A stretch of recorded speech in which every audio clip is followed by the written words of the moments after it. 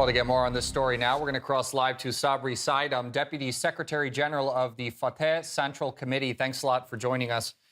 So the Israeli Defense Minister says that Gaza will be destroyed and Hamas will pay the price. What do you think Israel's real objective in Gaza City is?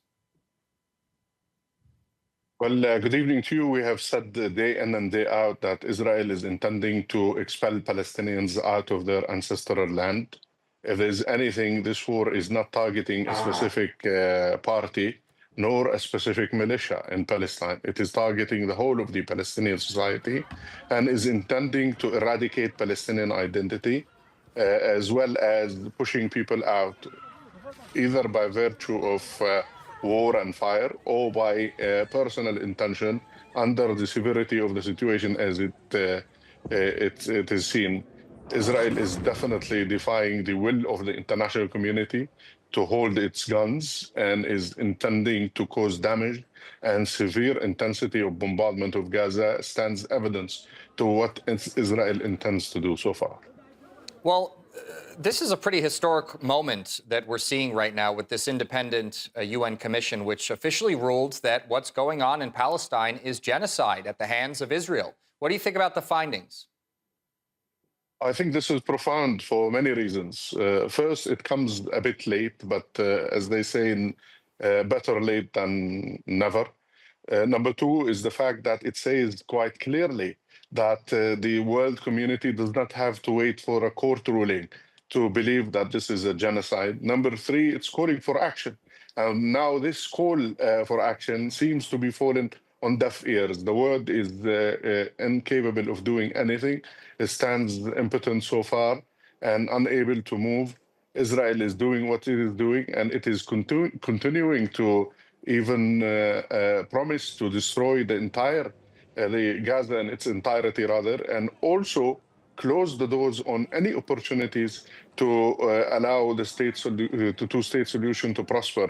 So it is preparing for also a showdown in the West Bank, which is going to complicate the scene even further. Israel is having its way, it's going its way, and is certainly behaving beyond that. It is well beyond the will and wish of the international community and also international. What do you think about the part of this report where the UN commissioner said that certain events that the Israelis described as tragic mishaps ended up being deliberate attacks or slaughters? What do you make of that? I think, the picture, as you said quite rightly at the introduction, speaks to itself that elderly woman is unable to move and yet is looking for a safe haven. Many of the footage that's coming out of Gaza is basically reflecting reality on the ground. So no matter what Israel tries to sugarcoat the scene, no matter what the United States is having of excuses for Israel, and no matter how many vetoes America uses in the Security Council, the picture is quite clear. These are elderly people, these are women and children, and the majority of those who have been killed so far, out of the 60,000, by the way, this is only a modest figure, out of the 60,000, the majority, if not 75% of the entire number is made up of women and children. So who on earth would ever believe that Israel is targeting Hamas? If anything, it's targeting the whole of the Palestinian society. Do you expect the United States to use its veto power in the case of this UN report? Well, definitely. If you notice what Trump had said in the report you just aired, it was clear that he is awaiting a vote. And certainly he has his plans, either to punish the UN in its entirety or punish the Palestinians further by announcing his acceptance of the annexation of the West Bank and the denial to the wish of the international community when the vote comes for the recognition of Palestine. So he has something up his sleeves, and I would say it's not only the veto, it's even much worse that is going to come our way, definitely.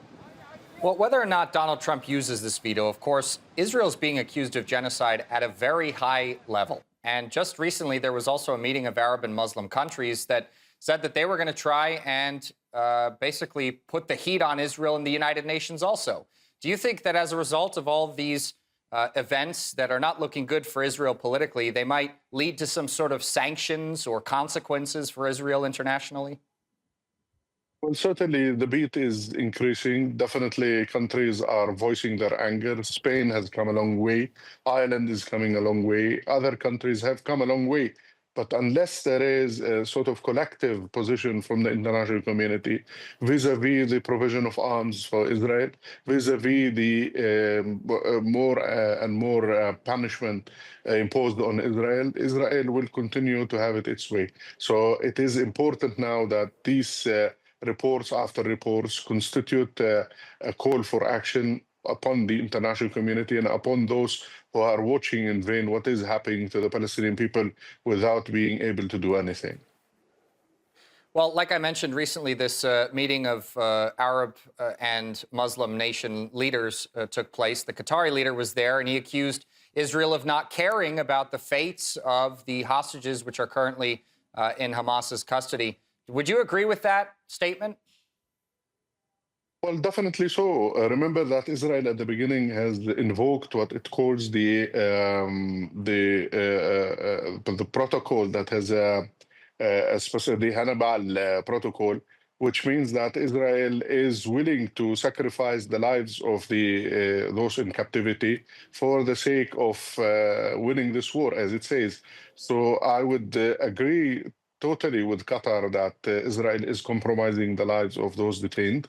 Moreover, Qatar is a mediator. So Israel has not bombed the mediator, it has bombed the mediation its entirety. It does not want any mediation. It does not want any deal with Hamas. It does not want to hold fire, and it does not want to stop the war machine that is etching its way through Palestinian territory and does not want to impede in any way the intention to deport Palestinians. So things are extremely complicated. So far, Israel, with the backing of America, is enjoying this liberty, as it were, in terms of eradicating Palestinians and in terms of killing them before the eyes of the international community.